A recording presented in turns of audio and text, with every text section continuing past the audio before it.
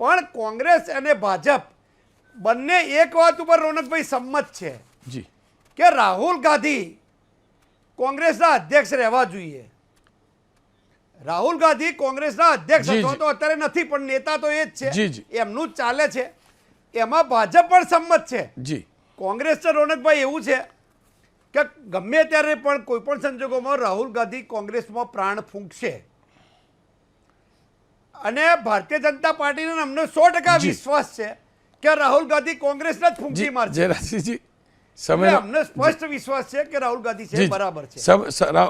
થોડોક સમયનો અભાવ છે હવે જયરાજસિંહજી. મુખ્ય વાત એ જી. છે કે મુખ્ય વાત કે કરો તમે જી રોનકભાઈ એક જ મિનિટમાં એ મુખ્ય વાત ઉપર જ એ જ કહું છું, એ જ વાત કરું છું કે આ ચૂંટણીમાં તમને કહું વિસાવદરમાં હાર થઈ, તમે પરંપરાગત રીતે છેલ્લી 3 ચૂંટણીમાં જી, ભારતીય જનતા પાર્ટી હારી છે, એક પેટા ચૂંટણી સહિત, જી. એટલે 12, 14, 17 અને 22. જી ભરતભાઈ કેશુભાઈના સુપુત્ર શ્રી પણ જી, ચૂંટણી જી. હાર્યા. તમારી વાત સમજો. એટલે મારી વાત એટલી હતી કે પરંપરાગત રીતે થોડોક એન્ટી બીજેપી આ વિસ્તાર છે.